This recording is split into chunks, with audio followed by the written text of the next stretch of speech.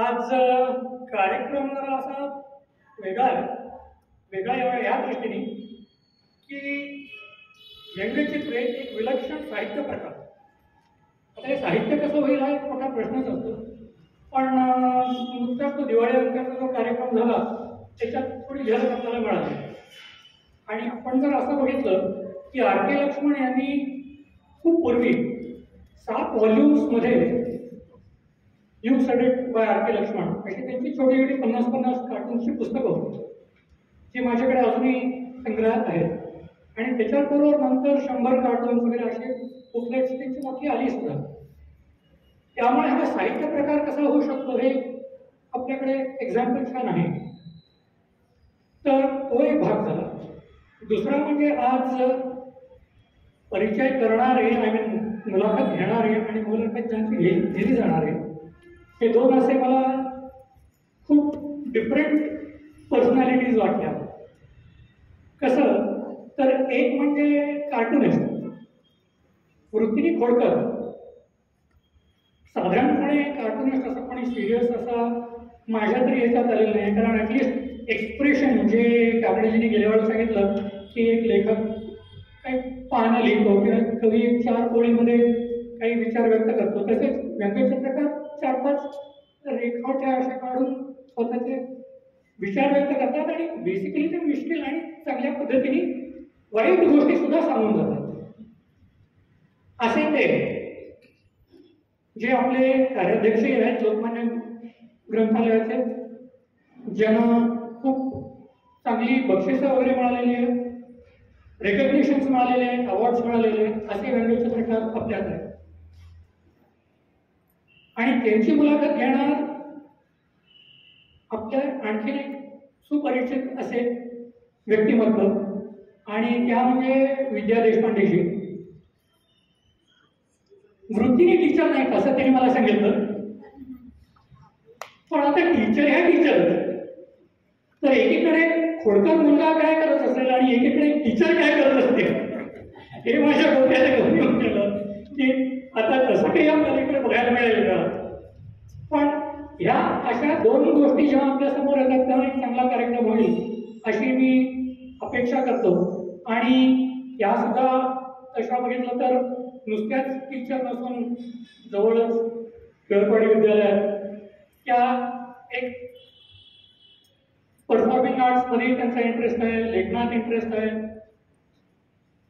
हस्तकलेत त्यांचा इंटरेस्ट आहे. असे हे 2 वेगवेगळे प्रकार आपल्याला प्रॉबेबली या डिस्कशनमधून अनरावल होतील असं मला वाटतंय.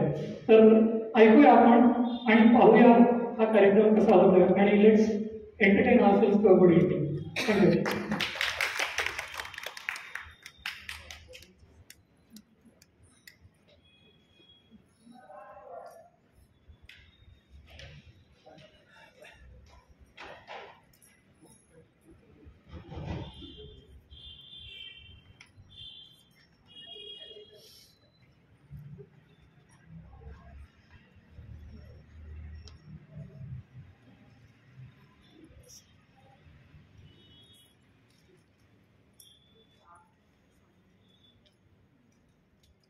आज ज्यांची मुलाखत घेतली जाणार आहे त्यांचा एक थोडक्यात परिचय केवळ उपचारमध्ये परिचय करून देते. मी आपण सगळे त्यांना इतके चांगले ओळखतो पण त्यांचा मी थोडक्यात परिचय करून देते. 1972 ते 1996 मध्ये फ्रीलॅन्सिंग करत असताना मार्मिक, जत्रा, पुढारी, सकाळ, नवप्रभा, न्यूज रिंग आणि तरुण भारत अशा नियतकालिकामध्ये त्यांची अनेक व्यंगचित्र प्रसिद्ध झाली. त्यानंतर दैनिक तरुण भारतचा स्टाफ कार्टुनिस्ट म्हणून त्यांनी 26 वर्ष काम केलं. राजकीय आणि सामाजिक अशी दोन्ही प्रकारची व्यंगचित्र काढताना काहीतरी संदेश देण्याचा त्यांचा सतत प्रयत्न होता. आतापर्यंत 10,000हून अधिक व्यंगचित्र त्यांची प्रसिद्ध झालेली आहेत. रोजचे रेशमी चिमटे हे पॉकेट कार्टूनचं सदर अत्यंत लोकप्रिय झालं.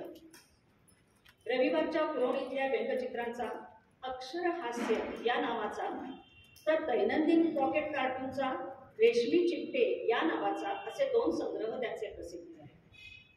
सगळी माध्यमं वापरून शेवटी ब्रश हे माध्यम त्यांनी पसंत केले. बृहन्महाराष्ट्र मंडळाचा जीवन गौरव पुरस्कार आणि पुण्याचा आचार्य अत्रे प्रतिष्ठानचा पुरस्कार, महाराष्ट्र कर्नाटक सीमा प्रश्नावरील चित्रांसाठी शिवसेनेतर्फे मानपत्र, बँगलोरच्या इंडियन इन्स्टिट्यूट ऑफ कार्टून्स यांच्या डिरेक्टरीमध्ये स्थान, असे त्यांना अनेक मानाचे पुरस्कार मिळाले. मुंबई, पुणे, कोल्हापूर, सांगली, रत्नागिरी, बेळगाव, हुबळी, दावणगेरे आणि बँगलोर अशा ठिकाणी त्यांची चित्र प्रदर्शनं झाली. सतत उत्साही आणि हसतमुख राहण्यासाठी व्यंगचित्रांची खूप मदत होते, ही त्यांची धारणा अधिकाधिक पक्की होत गेली. जीवनाकडे खिलाडू वृत्तीने पाहण्याची सवय इतरांपर्यंत पोहोचवण्याचं हे उत्तम माध्यम आहे, अशा विचारांनीच त्यांचं अजूनही काम सुरू आहे. त्यानंतर पुढच्या वाटचालीमध्ये केवळ हसवणं हा उद्देश राहिला नाही. राजकारणामधला ढोंगीपणा आणि समाजातल्या प्रतिष्ठेच्या खोट्या कल्पना, अनिष्ट रूढी, परंपरा यावर भाष्य करणं हा उद्देश त्यांचा हळूहळू कायम होत गेला. मिळालेल्या पुरस्कारांनी ते सुखावलेच, पण त्याहीपेक्षा आजचं तुमचं कार्टून आम्हाला खूप आवडलं ना, ही दाद त्यांना नेहमीच अधिक आनंददायी वाटत गेली. न्यूयॉर्कला गेलेले असताना तिथल्या रस्त्यावर एका चिनी कार्टुनिस्ट महिलेचं त्यांनी कॅरिकेचर काढून दिलं, त्यातली गंमत अनुभवली. आणि रिचमंडमधल्या महाराष्ट्र मंडळामध्ये व्यंगचित्रांचं प्रदर्शन आणि व्याख्यान देण्याचा आनंद सुद्धा त्यांनी अनुभवलेला आहे.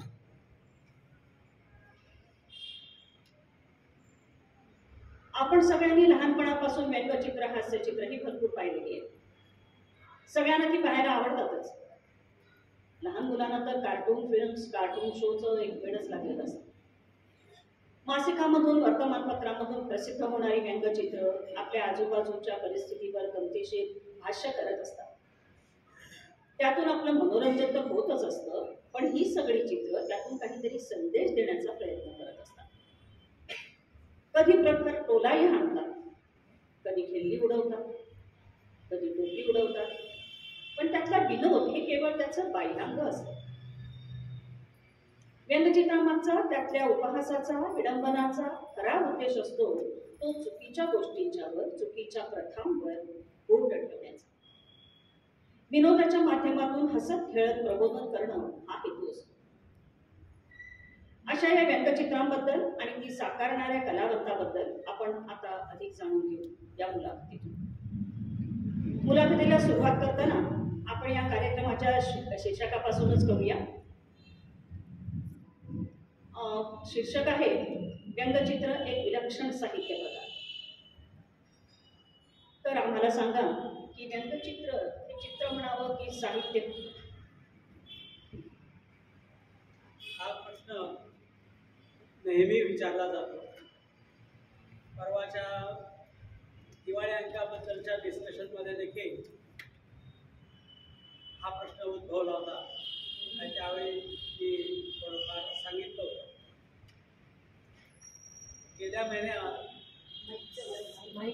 गेल्या महिन्यात सरस्वती वाचनालयात, शहापूरच्या सरस्वती वाचनालयात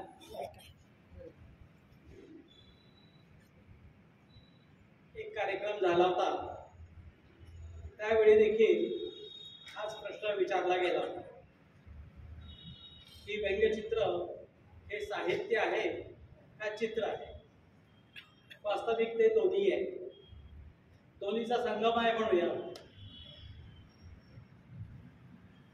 आपल्याला सगळ्यांना वसंत सरवटे हे व्यंगचित्रकार माहिती असतील. तर ते म्हणतात की व्यंगचित्रकाराची अवस्था ही त्रिशंकूसारखी होते. याचे कारण चित्रकार त्याला आपल्यापेक्षा कनिष्ठ मानतात आणि साहित्यिक त्याला उपरा म्हणतात. अशामुळं व्यंगचित्रकार कुठं साहित्यिक आहे का चित्रकार आहे हा प्रश्न बरेच दिवस सगळ्यांना सतावत होता. दरवर्षी महाराष्ट्र गव्हर्नमेंट तर्फे विविध साहित्य कृतीला, पुस्तकाला बक्षिसं दिली जातात. तर वसंत सरवटेंचं खडा मारायचा झाला तर हा व्यंगचित्र संग्रह त्यांनी पुरस्कारासाठी सादर केला. तर तो मंत्रालयातला कारकून ते पुस्तक घ्यायलाच तयार समजावून सांगितल्यानंतर त्यांनी ते पुस्तक स्वीकारलं कसं बसं. आणि जेव्हा हे परीक्षण मंडळाकडे आलं तेव्हा परीक्षण मंडळानं ते पुस्तक बाजूला ठेवलं. हे चित्रांचं पुस्तक आहे आणि याचा विचार करता येणार नाही. त्यामुळं सर्वटेना थोडी लढाई करावी लागली आणि अखेर त्यांचं म्हणणं मान्य झालं आणि त्यामुळं त्यांच्या पुस्तकाला, याच पुस्तकाला पुरस्कारही मिळाला. तीच अवस्था श्रीधर फडणवीसांच्या बाबतीतही झाली. त्यांच्याही पुस्तकाला प्रथम नकार देण्यात आला होता, पण पुढे सर्वांनी ते मान्य केलं. त्याचं कारण असं की मानवी जीवनाच्या कोणत्याही अंगाला स्पर्श करण्याची ताकद साहित्याप्रमाणेच व्यंगचित्रामध्ये देखील असते. जीवनाकडं वेगळ्या दृष्टिकोनातून पाहण्याची ताकद ही व्यंगचित्र देतात आपल्याला. आणि जीवनाचं तत्वज्ञान थोडक्यात पण अतिशय चपखलपणे सांगायची शक्ती व्यंगचित्रात असते. या व्यंगचित्रांचं अधिक साधर्म्य हे कवितेशी आहे. कविता जशी थोडक्या शब्दात मांडता येते त्याचप्रमाणे व्यंगचित्र देखील थोडक्या रेषामध्ये मांडलं जातं. आपण सगळ्यांनी पाहिलं. असं म्हणतात की brevity is the essence of humour. विनोद किंवा चित्र हे जितकं थोडक्यात असेल तितकी त्याची ताकद वाढते. टेरेस हॅस नावाचा एक कवी आहे. त्याने असं एका ठिकाणी म्हटलंय की poets are decathletes of literature. Decathlete म्हणजे काय तर डेकॅथलॉन नावाचा एक क्रीडा प्रकार आहे. त्याच्यामध्ये एकाच वेळी तो खेळाडू 10 वेगवेगळे क्रीडा प्रकार सादर करू शकतो. कवी किंवा व्यंगचित्रकार यांचं देखील असंच आहे. व्यंगचित्रकाराला एकाच वेळी अनेक व्यवधानं ठेवावी लागतात. उदाहरणच द्यायचं झालं तर त्याला ह्युमर, विनोदाचा सेन्स पाहिजे, त्याचं ऑब्झर्वेशन पाहिजे आणि अर्थात चित्रकला देखील बऱ्यापैकी यायला पाहिजे. व्यंगचित्र हे कोटेशन सारखं असतं. म्हणजे कॉन्सन्ट्रेटेड पिल असते आणि त्यात चमत्कृती सुद्धा असते. पुढं जाऊन आपल्याला व्यंगचित्र आणि नाटक याच्यामध्ये काय साम्य आहे तेही बघता येईल. नाटकाप्रमाणेच व्यंगचित्रामध्ये नाट्य असतं. एखादी कथा असते, छोटी का होईना कथा असते, त्यात संवाद असतात, नेपथ्य असतं. म्हणजे व्यंगचित्रात जो प्रसंग दाखवलेला आहे त्याला साजेशी बॅकग्राऊंड त्याच्यामध्ये चित्रित केलेली असते.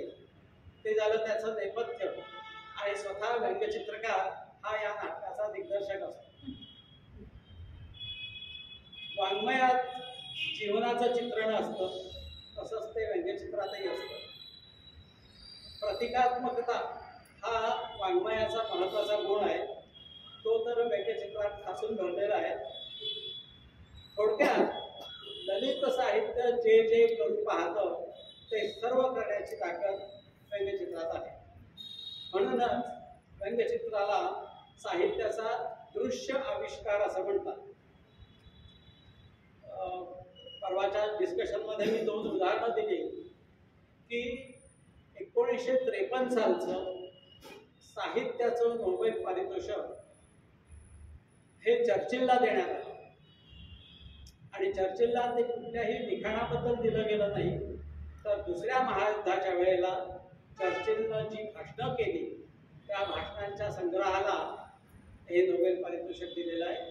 हे साहित्य आहे म्हणूनच. त्याचप्रमाणे 1954 साली तर्कतीर्थ लक्ष्मण शास्त्री जोशी यांची अखिल भारतीय साहित्य संमेलनाच्या अध्यक्षपदी निवड झाली. त्यावेळी देखील काही लोकांनी म्हटलं की तर्कतीर्थाने लिहिलंय खूप पण ललित साहित्य कुठे लिहिलं. त्यामुळं तर्कतीर्थांना साहित्य संमेलनाचं अध्यक्ष करायचं की नाही असा एक वाद त्यावेळी महाराष्ट्रात निर्माण झाला होता. पण लक्ष्मण शास्त्री जोशांच्या वैदिक संस्कृतीचा वारसा त्या भाषण संग्रहाला साहित्य अकादमीचा पुरस्कारही मिळाला आणि त्यांनी साहित्य संमेलनाचं अध्यक्षपदही भूषवले. वाचन, चिंतन, मनन आणि नंतर प्रत्यक्ष कागदावर उतरवणं ही जी लेखनाची प्रोसेस आहे ती सेम व्यंगचित्राची देखील आहे. आणि एक महत्त्वाचा मुद्दा सांगतो की श्रुती स्मृती काळातलं वाचिक वाङ्मय त्याला जेव्हा लिपीची आणि चित्रांची जोड मिळाली तेव्हाच त्याला साहित्य म्हटलं गेलं. म्हणजे चित्र महत्त्वाचं आहे आणि लिपी तरी काय आहे, चित्रच आहे ती. आपण जे ध्वनी काढतो त्याची चित्र म्हणजेच लिपी आहे. त्यामुळं आता तुम्हीच ठरवा व्यंगचित्र साहित्य आहे की नाही.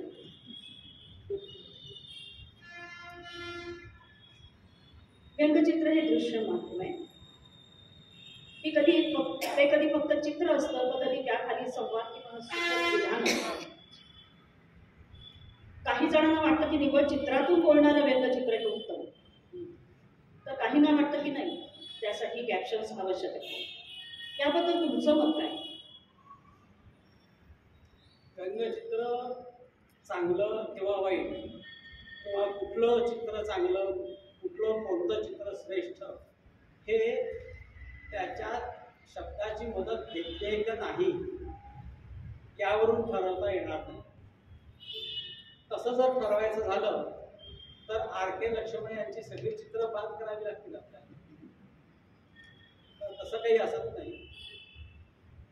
निव्वळ चित्र किंवा शब्दांची मदत घेतलेलं चित्र यातून काय आशय मांडला जातो, काय आशय प्रेक्षकांच्यापर्यंत किंवा वाचकांच्यापर्यंत पोहोचवला जातो ते महत्त्वाचं. आणि त्यावर व्यंगचित्राची श्रेष्ठता किंवा कनिष्ठता ठरवायला पाहिजे. ड्रॉइंग तुम्हाला आधीच लिहायला होत होतं का? ड्रॉइंग ज्या वेळेचे काढता तुम्ही त्यावेळेचे तुमचंच चित्र होतं ते R.K. लक्ष्मणचं पण आम्ही त्यांच्याबरोबर हे आपलं चित्र माझंच चित्र असतं, त्याच्यावरचा कॉमेंटही माझाच असतो असंच म्हणायचं ना. एकाच चित्र आणि दुसऱ्याची कल्पना हाही प्रकार होतो पण तो तितकासा यशस्वी होत नाही. पुढच्या प्रश्नाकडे वळूया आपण.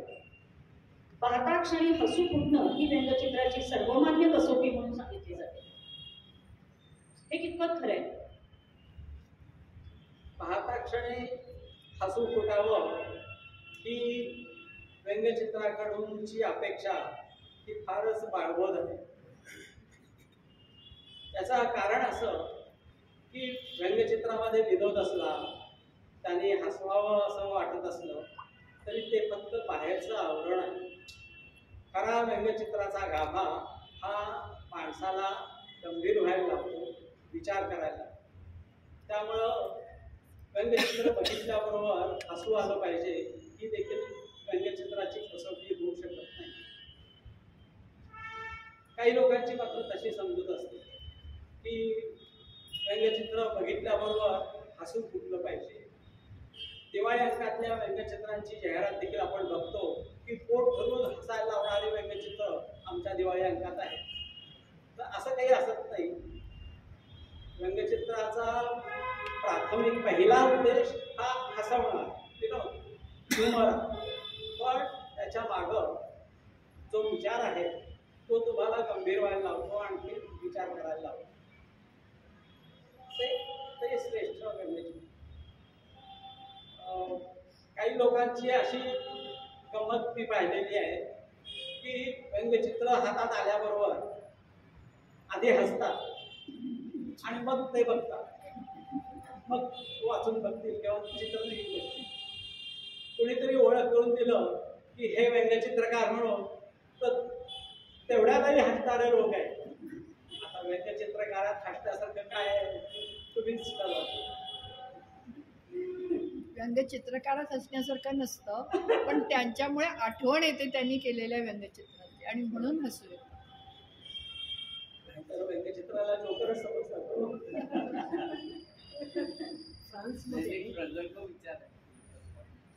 फ्रान्समध्ये ते लिहित बसलेले असतात. त्यावेळी आम्ही विचारलं हाऊ यू आर डुईंग म्हणून. त्यांना इंग्लिश येत नाही ना, त्यामुळे त्यांनी म्हणाले व्हॉट यू वॉन्ट म्हणून मी विचारलं त्यांना. त्या म्हणाले की आय डोंट नो इंग्लिश. आणि आणि त्यांनी म्हणाले की इंग्लिश येत नाही म्हणजे तो हाऊ यू आर डुईंग. आणि पण त्यांचे एक माणूस असतो तो बोलतो. आणि आम्ही म्हटलं हाय दिस इज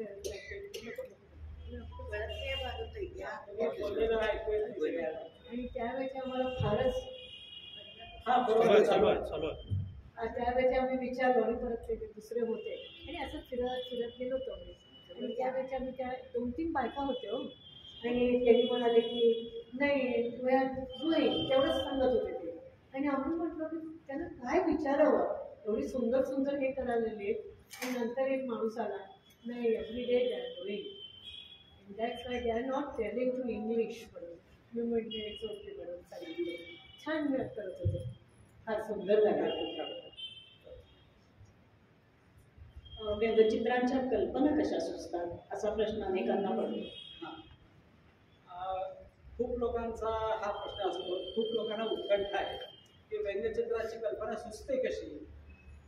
ऍक्च्युली ती कशी कल्पना सुचते कुणाला ठाऊक, ते काही सांगता येत नाही, कुणीच सांगू शकणार.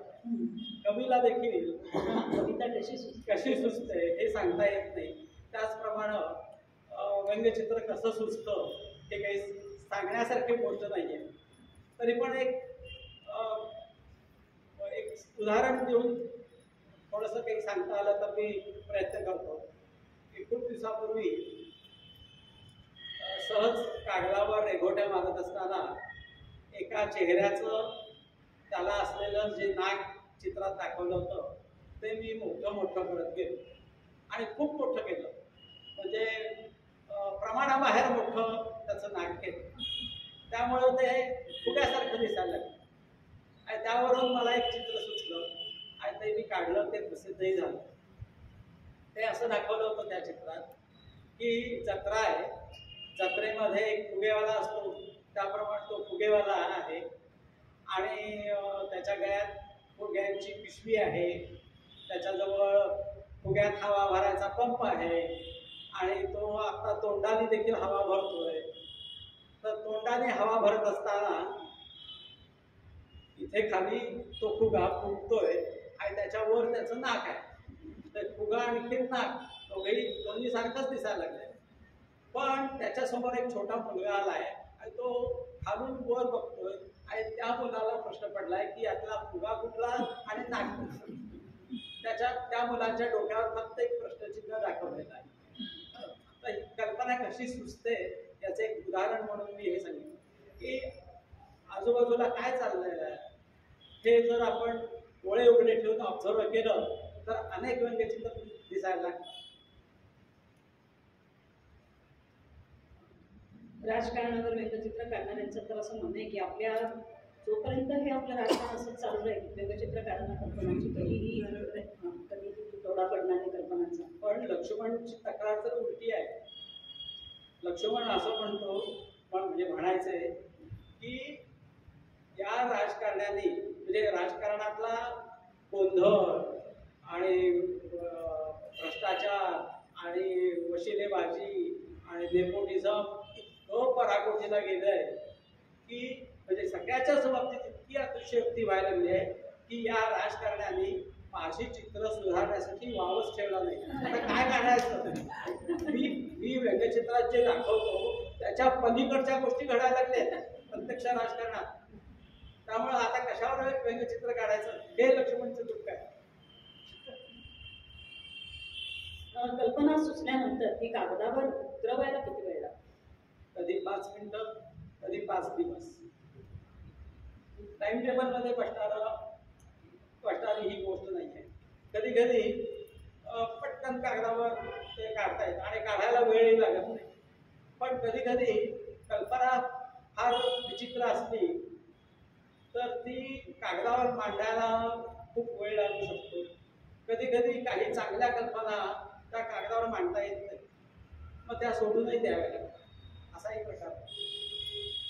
जे मी ऐकता ऐकता खरोखरच त्याच या कलेचं कवितेशी किती जवळचं नातं आहे असं वाटतं. बरोबर. कल्पना सुचण्यासाठी रॉ मटेरियल भरपूर. हे मगाशी सांगितलंच की आजूबाजूला ज्या घटना घडत असतात, लोक असतात आपल्या आजूबाजूला, प्रत्येकाची बसायची स्टाईल देखील वेगळी असते, बोलायची स्टाईल वेगळी असते, हात वरे करायची स्टाईल वेगळी असते, हेल करायची स्टाईल वेगळी असते. तर माणसाचं ऑब्झर्वेशन जर आपण करत राहिलो तर आपल्याला अनेक व्यंग्यचित्र दिसायला लागतात. आणि मगाशी तुम्ही म्हटल्याप्रमाणे राजकारणी तरी आपल्याला भरपूर मटेरियल असतात. खरं म्हणजे सगळे व्यंग्यचित्रकार त्या सर्व राजकारण्यांचे ऋणी आहे, कारण ते तयार विषय देत जातात. व्यंगचित्र रेखाटताना व्यवहारातल्या शक्यतेचा म्हणजे फॅन्टसी आणि वास्तव चित्र अशा अर्थाने हा विचार करावा लागतो. बघा, असे मी म्हटल्याप्रमाणे व्यंगचित्रात चमत्कृती असते. अतिशयोक्ती हा विनोदाचा आणि व्यंगचित्राचा पाया आहे. त्यामुळं शक्यतेचा विचार करत बसलो तर व्यंगचित्र होणार नाही. आणि कवितेत कधी शक्यतेचा विचार कुठं केला जातो? कवितेतला प्रियकर आपल्या प्रेयसीला आकाशातले चंद्र आणि तारे तोडून आणून देतो की नाही? मग व्यंगचित्रकाराने तो विचार का करावा?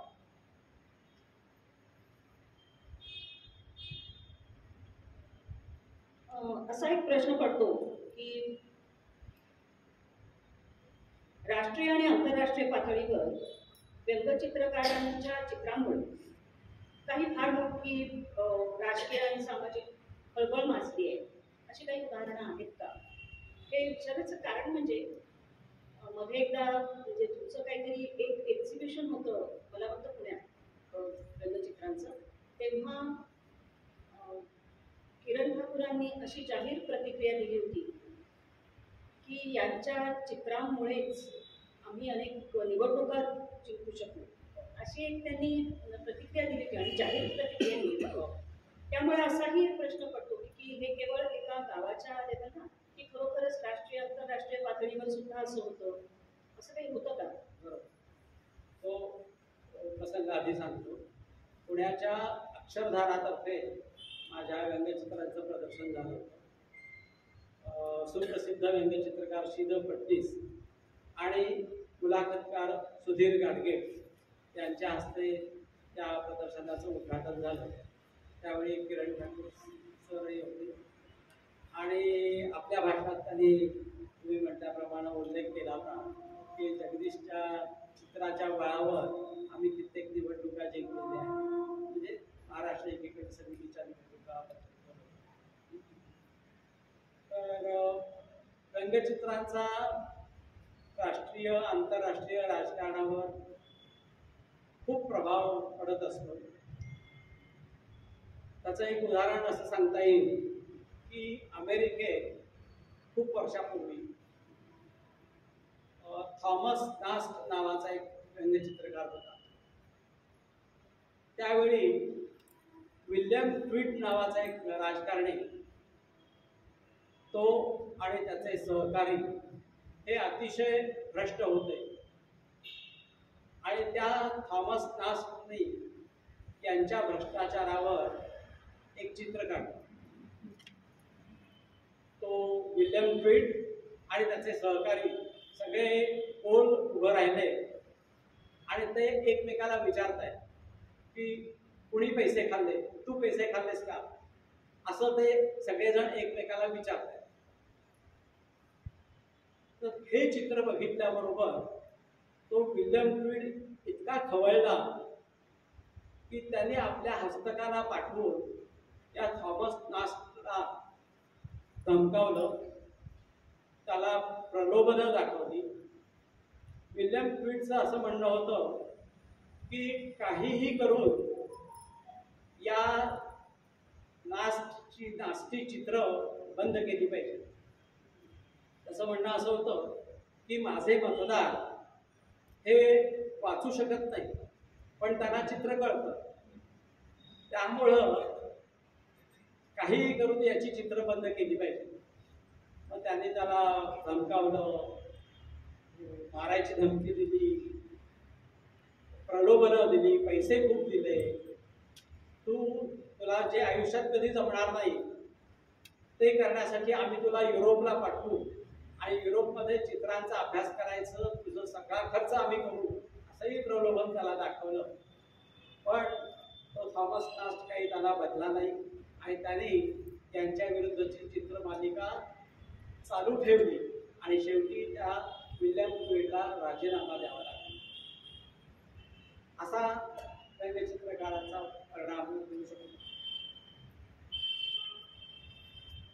डेव्हिड लो हे नाव आपण व्यंगचित्रकाराचं नाव ऐकलं असेल. तर डेव्हिड लो हा ब्रिटिश व्यंगचित्रकार हिटलर आणि हिटलरच्या नाझी विरुद्ध त्याने अनेक चित्र काढली आणि त्यामुळं स्वतः हिटलर आणि हिटलरचे अधिकारी सगळे या डेव्हिड लोचा अतिशय द्वेष करत होते. त्याला जागोजागी पदोपदी त्याला शिव्या देत होते. आपल्याला हे माहिती आहे की शार्ली हेब्दो नावाचं एक फ्रेंच दैनिक आहे, त्याच्यावर दहशतवाद्यांनी हल्ले केले. अनेक संपादकांना आणि कार्टुनिस्टना त्यांनी मारून टाकलं. कशाबद्दल? तर या शार्ली हेब्दो ते वीकली मॅगझिन आहे, त्यामध्ये मोहम्मदचं पैगंबराचं पोर्ट्रेट कॅरिकेचर स्वरूपात काढलेलं, त्याबद्दल त्यांना ही शिक्षा मिळाली. असे अनेक प्रकार होऊ शकतात. आपल्या देशात देखील काही व्यंगचित्रकारांच्यावर, एक बंगाली व्यंगचित्रकार आहे अलीकडचा, त्याचं नाव मला आठवत नाही, पण त्यांनी जी चित्र काढली होती त्याच्याबद्दल त्याच्यावर कोर्ट म्हणजे खटले भरले गेले. आता त्यांनी जे चित्र काढलं होतं ते काही फारसं अभिरुचीला धरून नव्हतं, पण व्यंगचित्रकारावर खटलेही भरले जातात. माझ्याच बाबतीत झालेले एक हकीकत सांगतो की मी एक चित्र काढलं होतं. तर काही लोकांनी येऊन मला घरी येऊन धमक्या दिल्या, घरावर दगडफेक झाली आणि मला चित्र बंद करा नाहीतर बघून घेऊ अशा धमक्या देखील मला मिळालेल्या आहेत. कुठलं होतं ते चित्र, आठवतं तुम्हाला? ते ह्याच्या समितीच्या राजकारणावरच होत होते. त्यावेळी समितीमध्ये 2 गट होते आणि दुसऱ्या गटात ह्या धमकीचं काम केलेलं होतं. जे नातं काव्याचं विडंबन काव्याशी, ते चित्राचं व्यंगचित्रांशी असं म्हणता येईल का? जे नातं हां, म्हणजे काव्य आणि विडंबन काव्य जसं असतं तसं चित्र व्यंगचित्र. विडंबन काव्यामध्ये काय असतं? मूळ कवितेचं विडंबन केलेलं असतं. तसं चित्रामध्ये मूळ चित्र, त्याचं विडंबन असा काही प्रकार असत नाही, पण मूळ चित्राचा आधार घेतलेला असू शकतो आणि त्यामुळं विडंबनाचं जे वैशिष्ट्य आहे की त्याच्यामध्ये खिल्ली उडवलेली असते. व्यंगचित्रात देखील आपल्या पात्रांची खिल्ली उडवलेली असते असं सांगता येईल. म्हणजे बऱ्याचदा आकृतीबंध तोच असतो कवितेचा, बरोबर. आणि कधी कधी आशय पूर्ण वेगळा असू शकतो, पण ती खिल्ली उडवलेली असते. हो, हां, ह्याच्यामध्ये खिल्ली उडवलेली असते, पण मुळात आकृतीबंध असं काही असं असायचं. काय असं आहेच. एक मालिका आहे ज्याच्यामध्ये गाजलेली चित्र त्याच्या खाली फक्त एक अशी ओळ गातात की त्याचा संपूर्ण अर्थ पेंटिंग असे आहेत.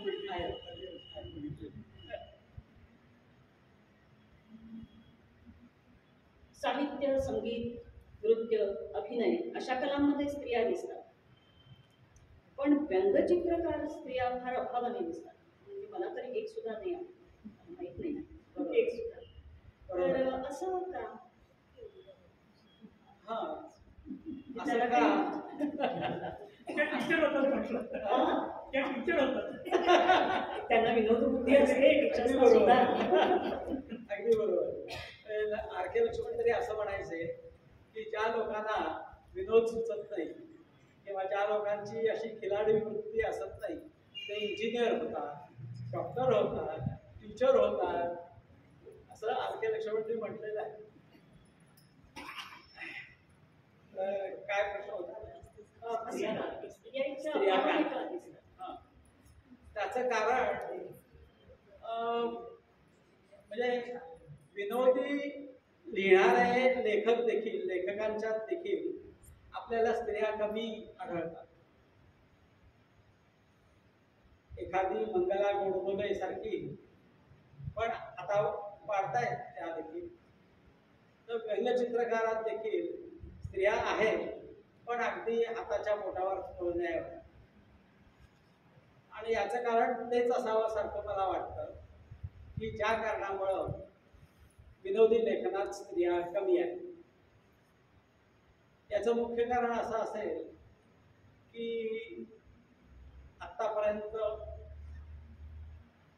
आपला समाज स्त्रियांच्यावरची बंधनं आणि एकंदर विनोदाचं वावडं असतं असं म्हणणार नाही मी, पण तो प्रकट करणं हे जरा स्त्रियांच्या बाबतीत आता हळूहळू व्हायला लागलेलं आहे. बोला. मला असं वाटतं की स्त्रीची मनोवृत्ती ही म्हणजे खिल्ली उडवतो असं काही नाही, गॉसिपिंग करतो आम्ही, पण अशी फार सगळ्या बोर व्यक्त करावी अशी नाहीये. तिची टेंडन्सी तिला असं वाटतं की नाही नाही हे आपल्या पुरतच ठेवा, इतकं सार्वत्रिक करू नये असं मला वाटतं. आणि याला कारण आपल्या एकंदर आपली समाज रचना तशी आहे. इतके दिवस स्त्रिया स्वयंपाकघरापुरत्या मर्यादित होत्या आणि तेच संस्कार अजूनही आहेत आणि हे याच्यातून बाहेर पडायला खूप वर्ष लागतात. पाश्चात्य देशामध्ये अनेक स्त्रिया या विनोदी लेखिका आहेत, विनोदी व्यंगचित्रकारही आहेत. आपल्याकडं हल्लीच हळूहळू स्त्रिया तयार व्हायला लागलेल्या आहेत. महिलांचं विनोदी वाङ्मय प्रसिद्ध व्हायला लागलेलं आहे आणि व्यंगचित्रकारही स्त्रिया तयार व्हायला लागलेल्या आहेत. आणि मला असं वाटतंय की अधिकाधिक स्त्रियांनी विनोदी लेखन केलं पाहिजे, व्यंगचित्रकार व्हायला पाहिजे. त्याने तरी किती दिवस व्यंगचित्राचा विषय होऊन राहायचा.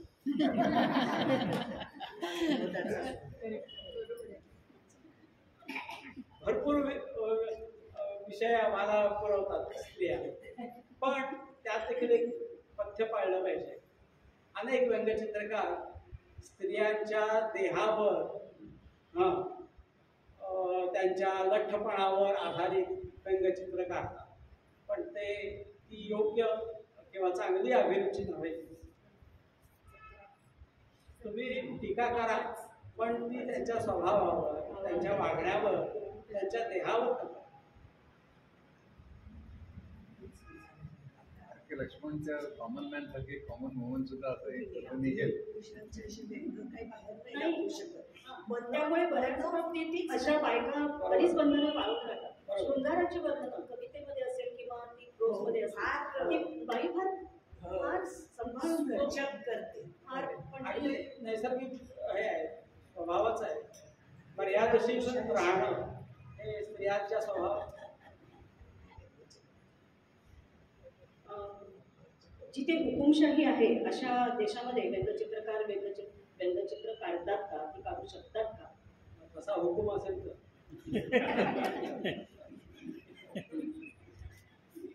मग असे मी सांगितलं की हुकुमशाही देशात व्यंगचित्रकाराची काय अवस्था होते तेही सांगितलं. जीवाला मुकावं लागतं.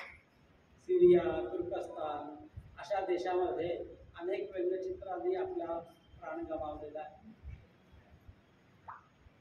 म्हणून मग हुकुमशाही देशात व्यंगचित्रकाराला सांभाळूनच राहावं लागतं. जीवाहून उदाहरणच. अगदी आपल्याकडं आणीबाणीच्या काळात देखील व्यंगचित्र बंद झाली. बऱ्याच वर्तमानपत्रांनी व्यंगचित्र बंद केली, कारण एक प्रकारची हुकुमशाहीच होते. आता शेवटच्या प्रश्नाकडे येतोय आपण. तुम्ही व्यंगचित्रकार कसे झाले? खूप लोकांना याबद्दल उत्सुकता असते, म्हणून सांगतो की मी शाळा कॉलेजात असताना शहापूरच्या सरस्वती वाचनालयात जातो. तिथं पुस्तकांचं वाचन करून माझी जडणघडण झाली. त्याचबरोबर वडील माझे साहित्यिक असल्या कारणानं, नाटककार असल्या कारणानं घरी वातावरण तसं चांगलं होतं. मी 10वीत असताना आणि कॉलेजची 4 वर्ष अशी एकूण 5 वर्ष मी शहापूरच्याच एका लायब्ररीमध्ये, स्नेहमंडळ असं नाव होतं त्याचं, त्या लायब्ररीमध्ये पार्ट टाईम लायब्ररीयन म्हणून काम करत होतो. संध्याकाळी 6 ते 9 कॉलेज झाल्यावर तिथं अनेक मासिकं, वर्तमानपत्र यायची. आचार्य अत्रेंचा मराठा होता, ते वाचून माझी जडणघडण झाली. मार्मिक यायचा. मार्मिकमधली ठाकरे बंधूंची चित्र बघून आपल्यालाही चित्र काढावीसारखी वाटली आणि मी तिथंच बसल्या बसल्या प्रॅक्टिस करत होतो. आणि त्यातून माझी चित्र फुलायला लागली. एकदा आमच्या घरी रॉय केणेकर हे नाव आपल्याला माहिती आहे. ते त्यावेळी विशाल महाराष्ट्राचे उपसंपादक होते. ते आमच्या घरी यायचे सकाळी लवकर. तर त्यांनी एकदा माझी चित्र बघितली आणि त्यांनी मला सांगितलं की तुझा हात चांगला आहे, ही कला तू डेव्हलप कर आणि याला खूप स्कोप आहे असं त्यांनी सांगितल्यावर मग मी खरोखर मनापासून चित्र काढायला लागलो. आणि सुरुवातीला मार्मिकमधून चित्र काढली. माझं पहिलं व्यंगचित्र हे मार्मिकमध्येच प्रसिद्ध झालं. साधारण 1971चा काळ होता तो. आणि बांगलादेशचं युद्ध नुकतंच संपलेलं होतं आणि बांगलादेशला मदत करण्यासाठी आपल्याकडं कर वाढवले गेले होते. त्यावेळी जुन्या लोकांना आठवत असेल की एक 5 पैशाचं खास तिकीटही काढलेलं होतं. तर आपली अवस्था त्यावेळेला काही फार चांगली नव्हती. बांगलादेशला मदत करायला पाहिजे हे खरं आहे, पण आपली अवस्था देखील तशाच स्थितीत भारत देश होता. तर आम्हाला शाळेत असताना आमच्या एका सरांनी एक गोष्ट सांगितली. ती अशी होती की एका जंगलामध्ये 2 माणसं एकमेकासमोर येत आहेत. त्यातल्या एका माणसाच्या अंगावर फक्त लाज राखण्यापुरतं वस्त्र आहे आणि दुसऱ्या माणसाकडं तेही नाही आहे. हा दुसरा माणूस म्हणजे बांगलादेश अशी मी कल्पना केली. आणि त्या गोष्टीत असं होतं की या माणसाला त्या दुसऱ्या माणसाची अवस्था बघवत नाही, म्हणून तो आपली लंगोटी सोडून त्या माणसाला देतो, अशी ती गोष्ट होती. तर या गोष्टीचा उपयोग मी त्या व्यंगचित्रात केला आणि बांगलादेशला जी मदत चालली होती त्यावर हे चित्र काढलं आणि दिलं पाठवून मार्मिकमध्ये. आणि मार्मिकमध्ये ते प्रसिद्ध झालं. हे माझं पहिलं. आणि तेव्हापासून माझी व्यंगचित्र मार्मिकमध्ये प्रसिद्ध होऊ लागली. इतर अनेक दैनिकामध्ये, मग अशी तुम्ही उल्लेख केल्याप्रमाणे अनेक दैनिकामध्ये व्यंगचित्र यायला लागले आणि असा व्यंगचित्रकार झालो. धन्यवाद. आपल्याला ती नेहमी डोळ्याला दिसणारी व्यंगचित्र होती, त्याला इतके कंगोरे असू शकतात आणि इतका त्यामागे अभ्यास, इतर राज्यातल्या व्यंगचित्रकारांचे इतके अनुभव त्याच्या पाठी असू शकतात, हे ऐकताना सुद्धा खरंच खूप मजा आली. धन्यवाद. हा, आता आपण काही चित्र बघूया. म्हणजे मगाशी मी जे मुद्दे सांगितले त्याबद्दल अधिक प्रकाश टाकता येईल.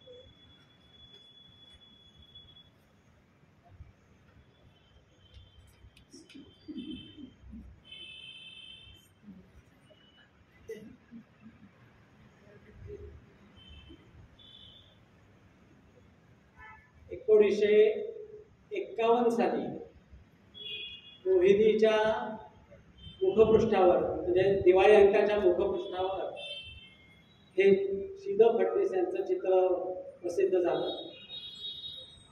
त्यावेळी मुखपृष्ठावर व्यंगचित्र छापणं ही एक क्रांती होती. त्याच्या आधी कधीही मुखपृष्ठावर सुंदर ललनेचं चित्र असायचं किंवा एखादं निसर्ग चित्र असायचं, पण मुखपृष्ठावर व्यंगचित्र हा प्रकार पहिल्यांदाच घडला आणि तो इतका लोकप्रिय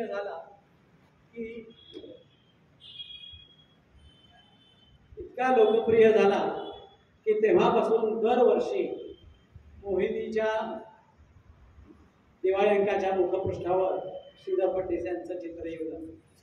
त्या चित्रामध्ये एक स्त्री पुरुषांची एक सामान्य स्थिती, सामान्य भावना इतक्या चपखलपणे दाखवलेली आहे. त्यांच्या चेहऱ्यावरचे भाव बघा, विशेषतः त्या पुरुषाच्या चेहऱ्यावरचे भाव बघा,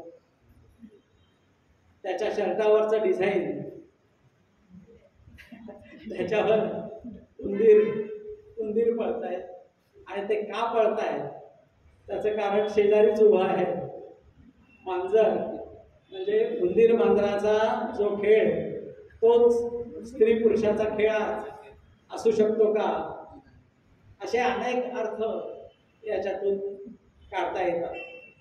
तुम्ही चित्र जितकं अधिक बघाल तितके त्यातून नवे नवे अर्थ येऊ शकतात आणि प्रत्येकाला वेगवेगळे अर्थही होऊ शकतात.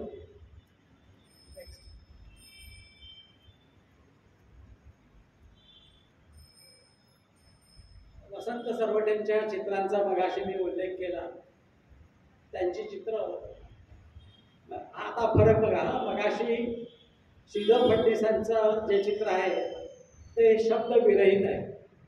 श्रीधर फडणीसांची बहुतेक सगळी चित्र ही शब्दविरहित असतात. त्याच्यामध्ये एक निखळ हास्य असतं, गंमत असते. आणि तेवढंच गंमत.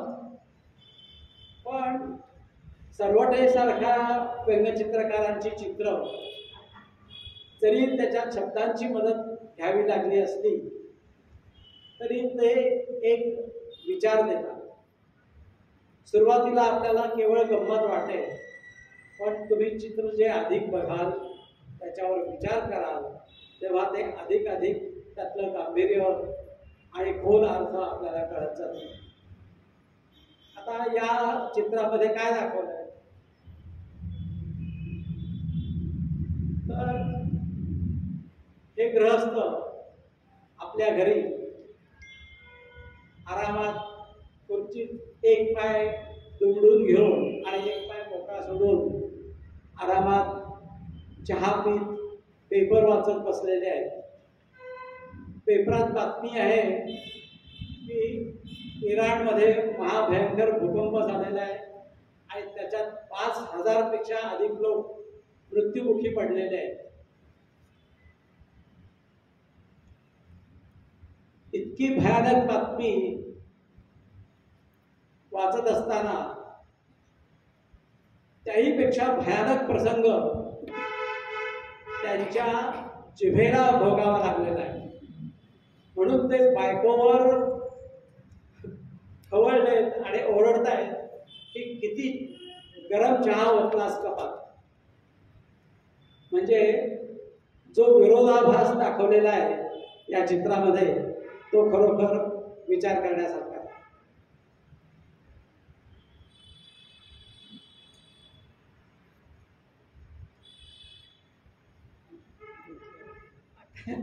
प्रत्येक वेळी दिवाळीच्या वेळेला आता नाही, पूर्वी आपण सगळेजण घरी आकाशकंदील वगैरे बनवत असो आणि त्यावेळी घरात जो पसारा घालून ठेवत असो तो मात्र गृहिणीलाच आवरावा लागायचा.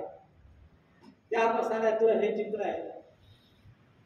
त्यावेळेला खळ आपण घरीच खळ बनवत होतो आणि ह्याच्या बांबूच्या काठ्या, कागद, सगळं साहित्य आणून आपणच घरी आकाशकंदील करायचं. असं सगळं करत असताना ही जी धावपळ चालली असताना खळीचा कागद कुठं गायब होतो ते मात्र आपल्याला कळत नाही. खळीचा कागद कुठं गेलाय, कुठं चिकटलाय बघा. आणि म्हणून हे बाबा कोप्याला ओरडतायत, कोप्या गधड्या खळीचा कागद कुठं आहे. आपल्या जीवनातला एखादा प्रसंग कसा हास्य निर्माण करू शकतो ते बघा.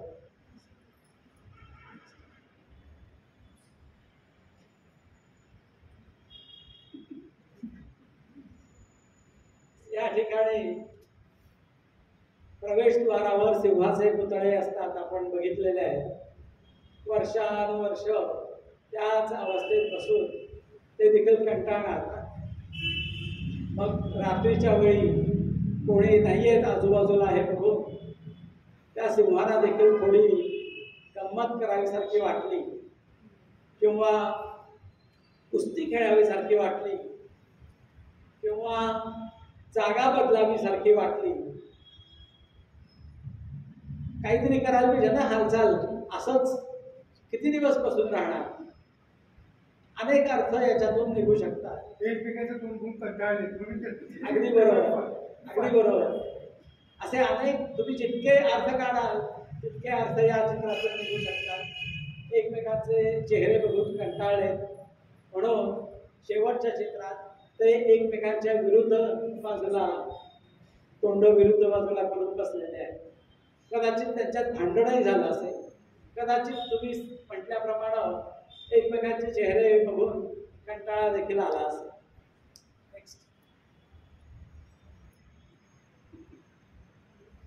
मार्टिन ल्यूथर किंगची जेव्हा हत्या झाली त्यावेळी बाळासाहेब ठाकरेंनी काढलेलं हे मर्मभेदक चित्र आहे. लोकशाहीचाच बळी त्या गोळीनं घेतलेला आहे. आणखीन काय सांगायचं म्हणजे चित्राला एक्सप्लेनेशन करावंच लागू नये.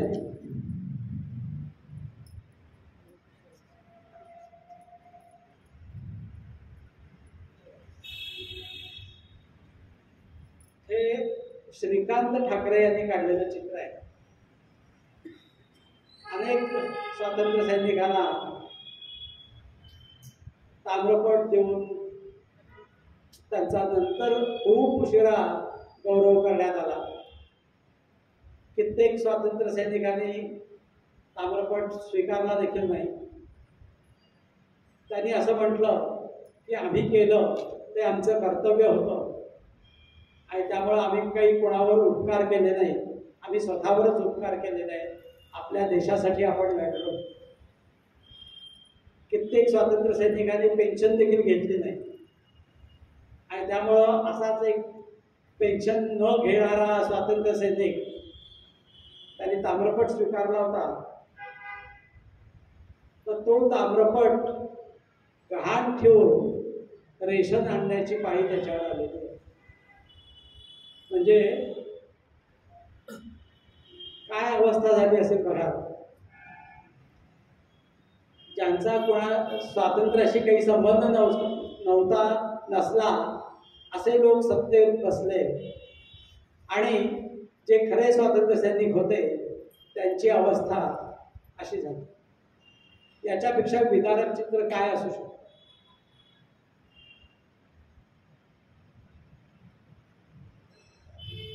गेल्या महिन्यात सरस्वती वाचनालयात जेव्हा हाच कार्यक्रम झाला होता मुलाखतीचा, त्यावेळेला मी मगाशी दाखवली एवढीच चित्र दाखवली होती, 5-6 चित्र दाखवली होती. त्यात माझ्या चित्रांचा समावेश नव्हता. मग मला अनेक लोकांनी सजेशन दिलं की तुमचं देखील एखाद दुसरं चित्र दाखवायला हरकत नव्हती. मग ती सुधारणा मी यावेळी केलेली आहे. याच्यावरचं भाष्य असं आहे, कॅप्शन अशी आहे की इमारतीचा काय किंवा शिक्षणाचा काय, पाया घालणारीला किंमत कुठं आहे बाईसाहेब. ही अंगणवाडी शिक्षिका आहे आणि ही बांधकामावरची मजूर स्त्री आहे. ती म्हणते की शिक्षणाचा काय, इमारतीचा काय आणि शिक्षणाचा काय, पाया घालणारीला किंमत कुठं आहे. आणि हे खरंच आहे. आपण सगळीकडे बघतो की बालवाडी किंवा प्राथमिक शिक्षकांना किंमत नसते. जसं जसं आपण वरच्या लेवलला जाऊ तसं शिक्षकांचं महत्त्व वाढत गेलेलं आहे. शिक्षकांना महत्त्व देण्याची प्रथाच नाही आहे आपल्याकडे. तरी पण त्यातल्या त्यात उच्च शिक्षणात थोडी तरी मान्यता असेल. पण जे बेसिक शिक्षण आहे, जे खरोखर महत्त्वाचं आहे, पाया घालणार, त्याला मात्र आपल्याकडे किंमत नाही. हे या चित्रात दाखवलेलं आहे. हे चित्र तरी सेल्फ एक्सप्लेनेटरी आहे. बिस्मिल्ला खान जेव्हा निवर्तले त्यावेळी काढलेलं हे चित्र त्यावेळी खूप ॲप्रिशिएट झालं होतं. तरुण भारतमध्ये चाललेलं चित्र आहे. आणि हे आपलं नेहमीचं सीमा प्रश्नावरचं चित्र. हे चित्र मी उद्धव ठाकरेंना गिफ्ट म्हणून दिलं होतं. अर्थात त्यातल्या कॅप्शन्स मराठी होत्या, त्या दुसऱ्या एका कारणासाठी इंग्लिश कॅप्शन्स करून घेतल्या. लोकशाहीची खुलेआम विटंबना असं या चित्राचं कॅप्शन आहे. आणि नेहमीचं चित्र आहे की कर्नाटकामध्ये मराठी भागाची विटंबना चालू आहे, मराठी लोकांची, मराठी संस्कृतीची. केंद्रस्थानी म्हणजे धृतराष्ट्र आहे, आंधळा आहे तो. केंद्राने या प्रश्नाकडे डोळे झाक केलेली आहे आणि कर्नाटक इथल्या मराठी संस्कृतीचं वस्त्रहरण करतोय आणि महाराष्ट्र मात्र हातबल होऊन काहीही न करता गप्प बसलेला आहे. हे उदाहरण बरोबर लागू पडतं. मग अशी आपण म्हटलं ना की व्यंगचित्रकाराला सर्व विषयांचा, सगळ्या गोष्टींचा अभ्यास करावा लागतो. इतिहास पुराणातले दाखले त्याला अगदी हाताशी हँडी येतात आणि त्यावरून आपला मुद्दा अधिक स्पष्टपणे मांडता येतो. इतिहासातलं, पुराणातलं उदाहरण घेऊन जर एखादं व्यंगचित्र काढलं तर ते किती प्रभावी होऊ शकतं हे आपण इथं बघतो. हे चित्र मी उद्धव ठाकरेंना शिवसेना भवनात माझा जेव्हा सत्कार झाला त्यावेळी दिलं होतं आणि त्यांना आठवण करून दिली होती की हे चित्र आता बदला असं सांगितलं.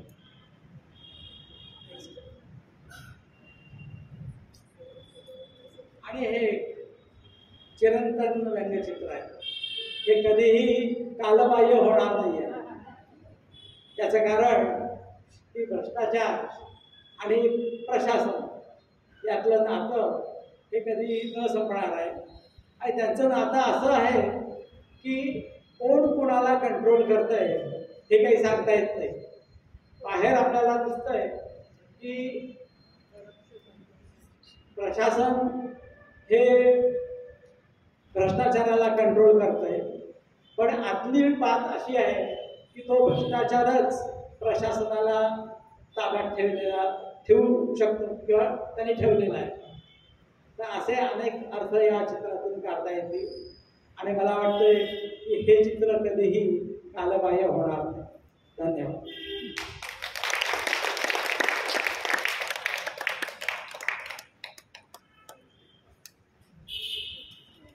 कोणाला काही प्रश्न विचारायचे असतील तर विचारू शकतो.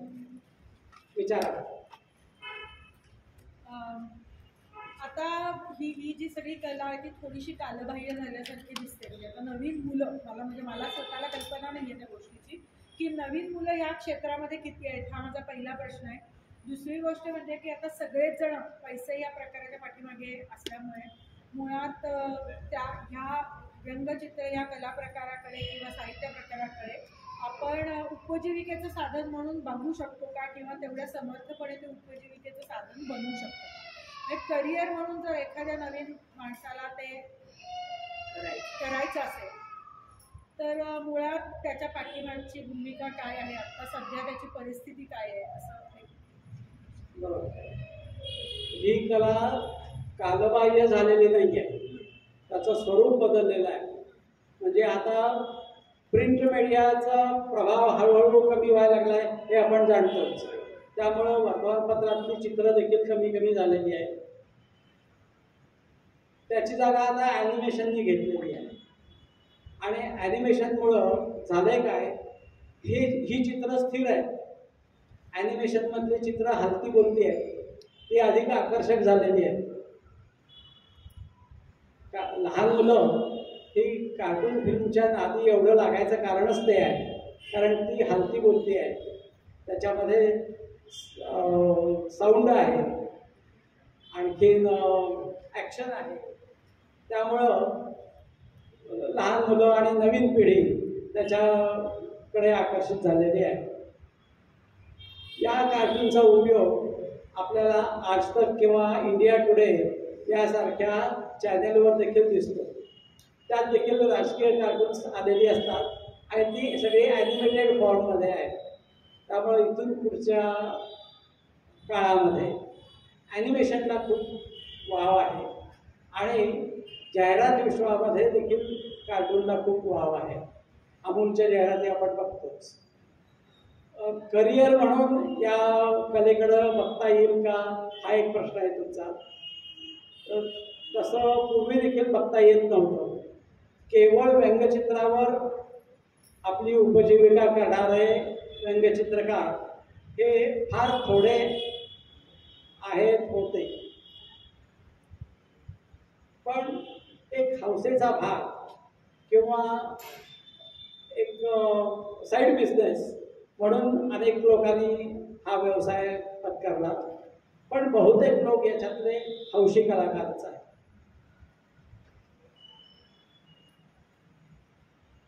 आणखी कोणाला काही प्रश्न?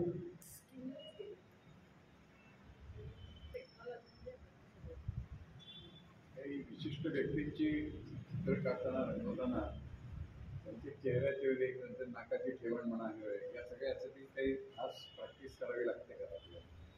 हो, प्रॅक्टिस पाहिजेच. कुठल्याही गोष्टीला प्रॅक्टिस ही पाहिजे. आणि जर व्यंगचित्र एखाद्या व्यक्तीचं त्याला कॅरिकेचर म्हणतात, त्याला व्यंगचित्र म्हणत नाही किंवा कार्टून म्हणत नाही. तर कॅरिकेचर काढायचं असेल तर त्या व्यक्तीच्या चेहऱ्याचा तरी अभ्यास करावाच लागतो. पण कॅरिकेचरमध्ये केवळ चेहऱ्याचं डिस्टॉर्शन असत नाही, त्या संपूर्ण व्यक्तीचं व्यक्तिमत्व कसं आहे हे बघून त्या कॅरिकेचरमध्ये ते संपूर्ण व्यक्तिमत्व उतरावायचा प्रयत्न असतो. म्हणजे एखाद्या व्यक्तीची बोलायची स्टाईल कशी आहे, बसायची स्टाईल कशी आहे, चालायची स्टाईल कशी आहे, त्याचा व्यवसाय काय आहे, त्याच्या लकबी काय आहे, या सगळ्याचा अभ्यास करावा लागतो. चेहऱ्याचा तर अभ्यास करावाच लागतो. कुणाचं नाक मोठं असतं, कुणाचं कान मोठे असतात, कुणाचे कान बाहेर असतात. आमिर खानचे बघतो आपण, कान असे बाहेर आहेत, होय की नाही. तर आमिर खानचं कॅरिकेचर काढताना त्या सगळ्या गोष्टी टिपल्या जातात. पण कॅरिकेचरमध्ये त्या व्यक्तीचा इसेन्स यावा लागतो, इसेन्स. म्हणून वसंत सरवटेंनी त्याला कॅरिकेचरला मराठी शब्द तयार केलाय, त्याला अर्कचित्र म्हणतात. अर्कचित्र याचा अर्थच तो आहे की त्या व्यक्तीचं संपूर्ण व्यक्तिमत्व त्या चित्रामध्ये उतरावं. आता काही काही चित्रकार इतके पॉवरफुल किंवा इतके प्रभावी आहेत की मागे एक मी चित्र पाहिलं होतं. त्या चित्रामध्ये त्या व्यक्तीचा, चित्रातल्या त्या पात्राचा फक्त खालचा भाग, कमरेपासून खालचा भाग एवढाच दाखवला होता. त्याच्यावर बसलेली व्यक्ती आणि फक्त कमरेपासून खालचा भाग, वरचा भागच नाही आहे.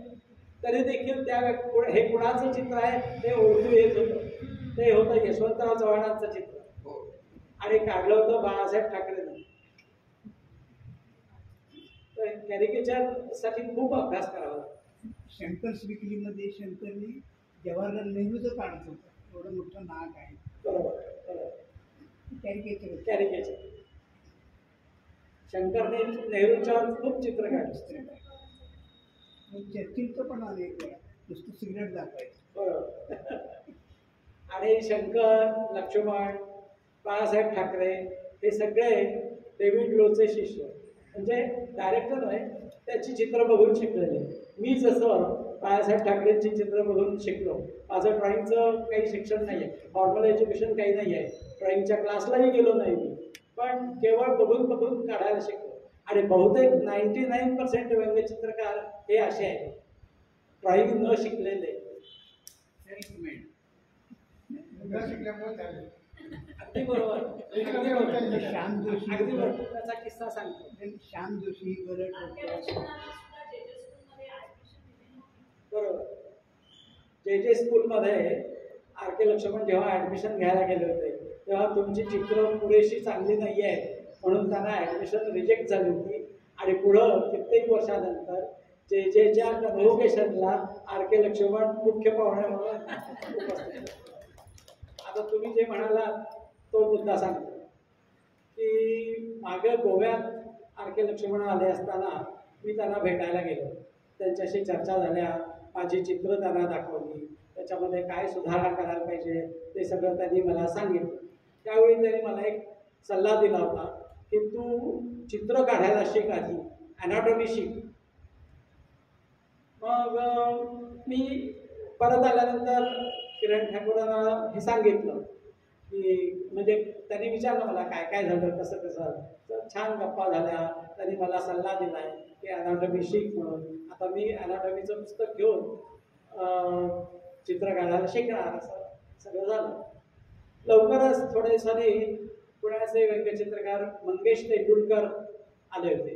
तर ते आणि आम्ही सगळे बोलत बसलो असताना किरण ठाकूरने सांगितलं त्यांना की हा लक्ष्मणला भेटायला गेला होता तेव्हा त्यांनी ॲनाटॉमी सुधार, ॲनाटॉमी काढायला शिक असं सल्ला दिला. मंगेश तेंडुलकर म्हणाले मुळीच शिकू नकोस. म्हणजे दोन मोठ्या व्यंगचित्रकारांच्या दृष्टिकोनात कसा फरक आहे बघा. ते काय म्हणाले तेंडुलकर, तू जर ॲनाटॉमी शिकत बसलास तर तुझा हात बिघडेल. तू आत्ता जर चांगली चित्र काढतोयस, तू ॲनाटॉमी मुळीच शिकू नकोस असा सल्ला मला त्याने दिला. तुम्ही कुणाचा सल्ला पाळला? अर्थात दुसरा.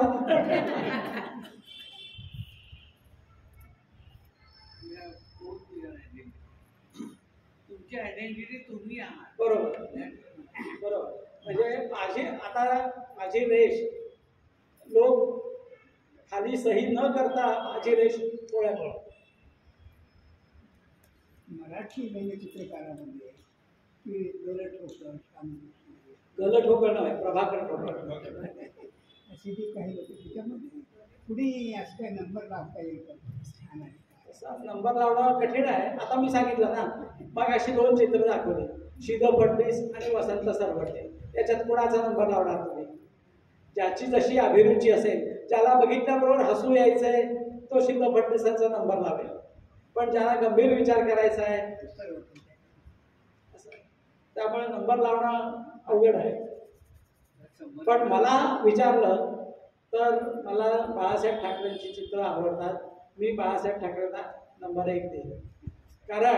याचं कारण असं आहे की त्याच्यामध्ये पूर्वी बाळासाहेबांची चित्र अशी विनोदी, मार्मिक, दिवाळी अंकातली असायची. जोपर्यंत ते राजकारणाकडे वळले नव्हते तोपर्यंत. एकदा राजकारणात शिरल्यानंतर, एकदा शिवसेनेची स्थापना झाल्यानंतर त्यांची चित्र आपला उद्देश साध्य करणारी झाली. त्यामुळे त्यांच्या चित्रातला विनोद हरवला.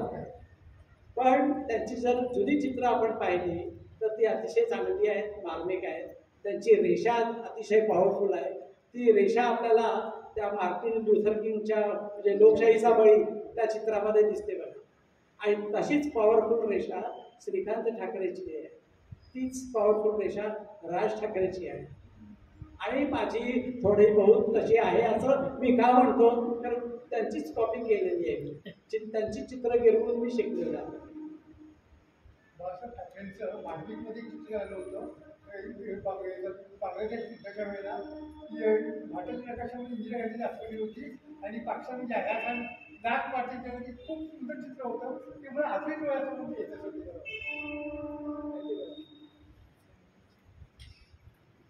नवीन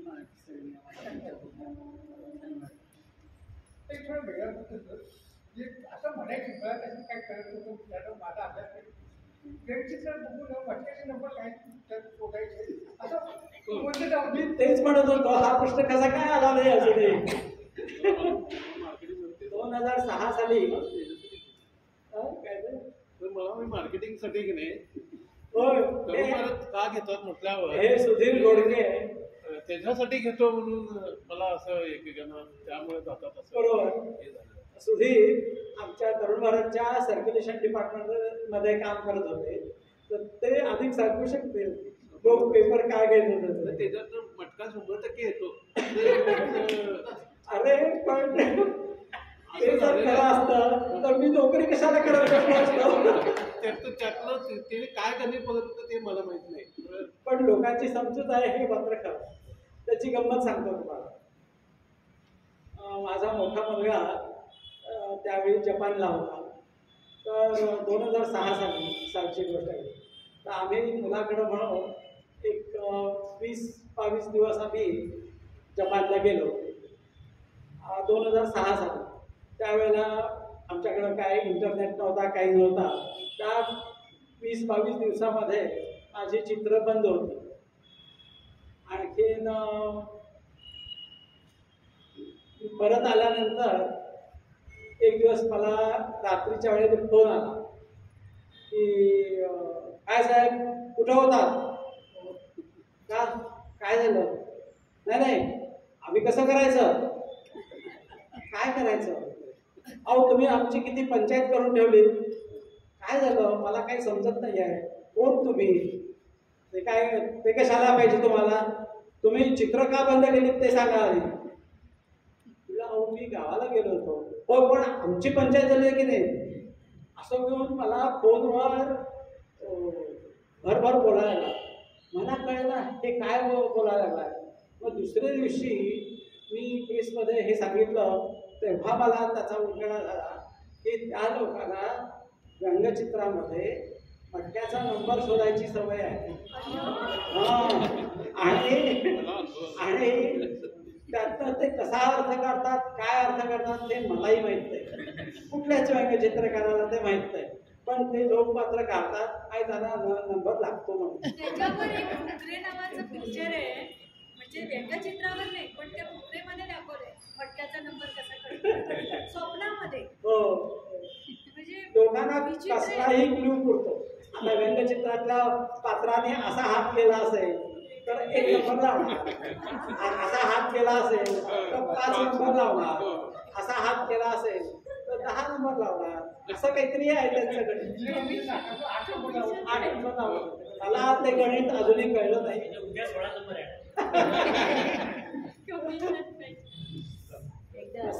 साधी गोष्ट मी त्यांना सांगितली, हे जर खरं असतं तर मी नोकरी कशाला करत बसलो असतो. ठाकरे एकदा मुलुंडमध्ये हे द्यायला गेले, त्यावेळेचे सोनिया गांधीचे फार विचित्र ते काढले होते. आणि त्यावेळेचे पोलीस सगळेजणी म्हणाले की आता मिनिस्टर आहे सगळेजणी, तुम्ही ते का करता? आणि म्हणजे मी सहज केले, त्या बाईचं करून म्हणून मी मला काही कळलं नाही म्हटलं तुम्ही करताय, केलेलंच आहे आणि त्यांची तुम्ही काहीतरी माफी मागायला पाहिजे आणि त्यांनी केलेलं आहे तो नाही म्हणाले.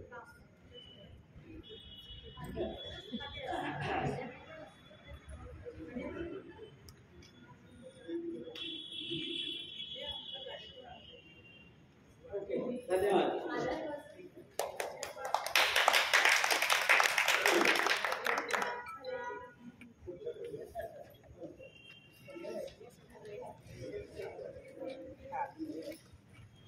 नंबर